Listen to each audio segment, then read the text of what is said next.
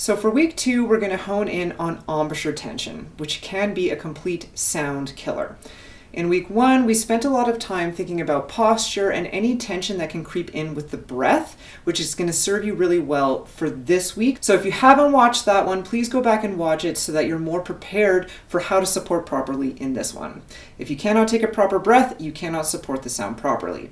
Now, the point in saying that is that embouchure tension generally comes from a lack of air support. So if we're thinking about air support, we're thinking about when we take our breath, we're putting a little bit of pressure on the airstream by pulling our muscles in and sometimes even up.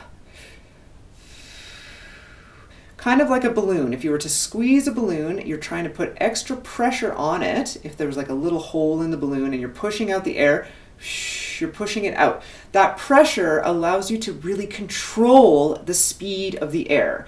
So if the air is moving too slowly because we're not supporting it, we're not controlling it, the embouchure kicks in and then squeezes here and gets too small, too tight, and that's when we really have trouble controlling the sound. It happens especially in the high register or any time we're trying to play quietly. So if those areas of your playing are bothering you, it's quite likely that you're just not quite supporting enough, or maybe not supporting properly.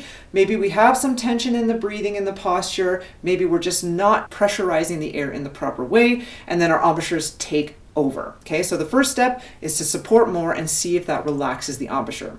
If not, if you have such a habit of really squeezing the embouchure, then I have a little exercise for you that's going to feel strange, but it's going to help you learn where to release it and how much tension you actually need in your embouchure to play well. Because you need some, otherwise you're just kind of blowing through, lips that aren't working.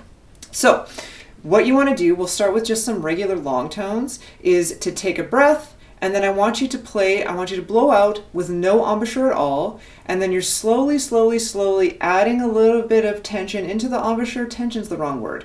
Just a little bit of strength, let's say, into the embouchure until a sound comes out. So it's going to sound like.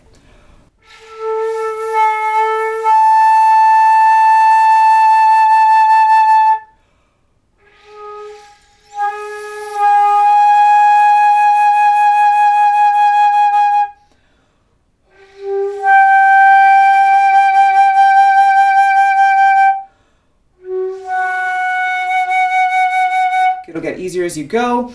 If it's taking so long that you're out of breath, see if you can, come to the embouchure a little bit sooner. Okay, the next step would be to try that kind of exercise in whatever piece you're playing at the start of a phrase. So something like.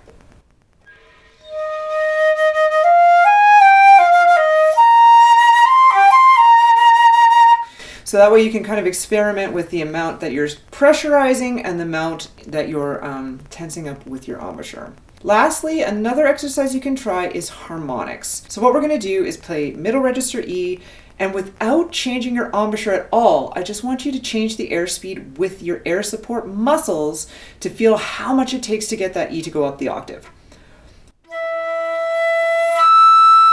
Okay, and that's just using air. We're not changing fingerings, we're not changing embouchure, we're not changing direction, nothing, just the support.